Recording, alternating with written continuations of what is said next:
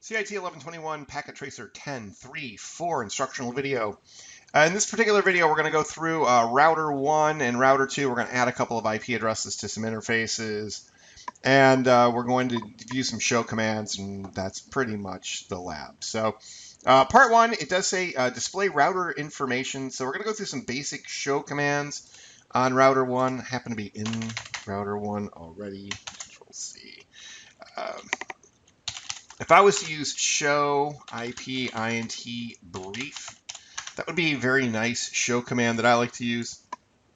That does display all of the interfaces that are on the device. So they ask a bunch of questions. They're like, hey, how many Ethernets, how many gigabit Ethernets, how many serials, what IP addresses are where? Show IP int brief is going to give you all that information. It'll also let you know what your status is at essentially layer 1 and layer 2. So your status here in this case, you see here, many of these interfaces are set as administratively down. It just means that you haven't done a no-shut command yet on those interfaces. The one interface that is up is the serial 000. That is that's the interface right here that's connecting R1 to R2. And that interface does have an IP address, and its status is in an up state, and its protocol is in an up state. Now, status in up means basically plugged in and electrified, and no shut has been issued, and it is actively functioning.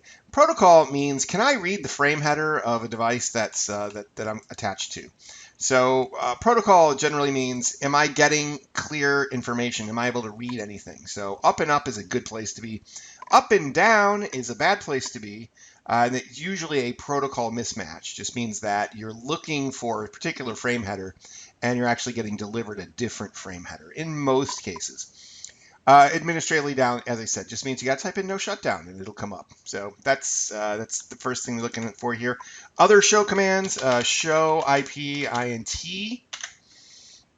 Will show you all your show commands there, and you just get a little bit more information about each interface here, and you can do them individually as well. So instead of looking at all of them, you can do show IP int s0/0/0, and it'll give you a little bit more information about the same thing that we just looked at there.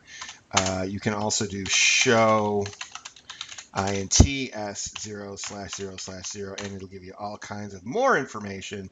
And that's some of the stuff that they asked for here. So I think somewhere in there they're like, hey, what's the bandwidth of the interface 00s000, and bandwidth is a BW. So 1.544 megabits on the serial interfaces, defaulted to a very slow T1 line speed. So keep that in mind. All right, we've scored 0 points so far. Let's stop wasting time. Moving on down through the lab, if we get into part 2, they're going to say, hey, you know what?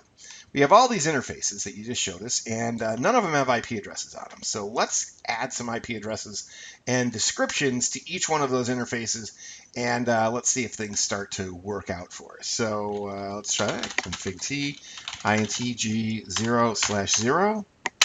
This interface would be this one right here, connected to switch 1. And we're going to give it the address in this subnet, 192.168.10.1.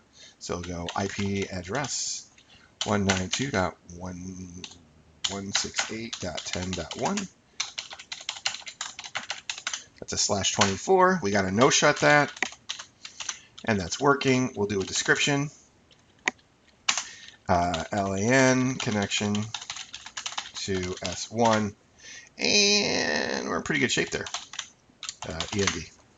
There we go. Good. So that takes us through step 1, pretty much.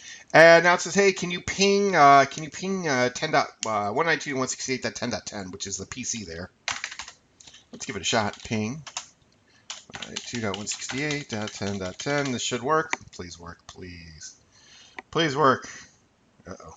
Yay, there it did work. Okay, good. So I had a couple drops at the beginning, but it looks good now. If I just do that again, it'll go straight through.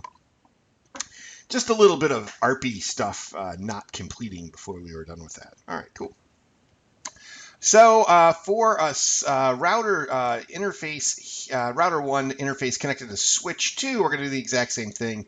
Subnet there, 192.168.11.0. So we'll make this interface 11.1. So it's config T and int and g0/1 and IP address 92.168.11.1, 255.255.255.0, and we'll do a no shut there. And that one's done. And DESC description. Description is LAN connection to S2. That should be good. I'll do an exit on that. If we didn't want to do a ping there, we probably could. Let's see how we're doing on points. Not bad, 44%. All right, that seems pretty good. So IP addresses on the interface is pretty cool. So we did that one. Let's go over to the other router. Let's go to router 2. And, oh, you know what? Before we do that, let's go back to router 1 and let's do a copy run start, because I'm pretty sure there's points. Yeah, there is. There's 6 points associated with that. We're halfway done, and we have half the points. So that's pretty good. R2, let's do it.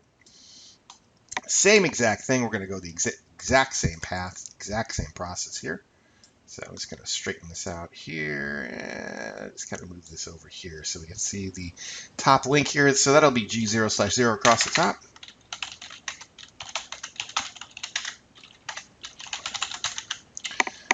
INT G0/0 IP address is going to be 10.1.1.1 255.255.255.0.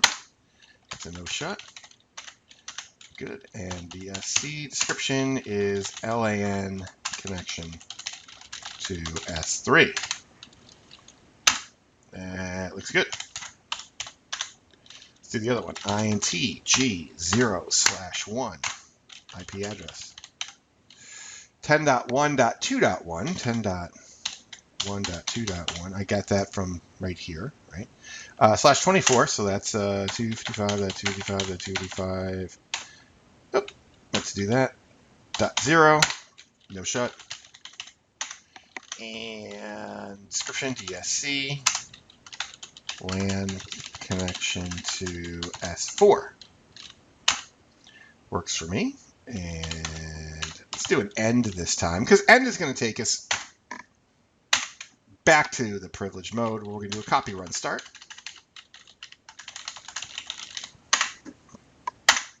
And that does it. That was easy. Okay, all IPv4 stuff, just putting addresses on interfaces.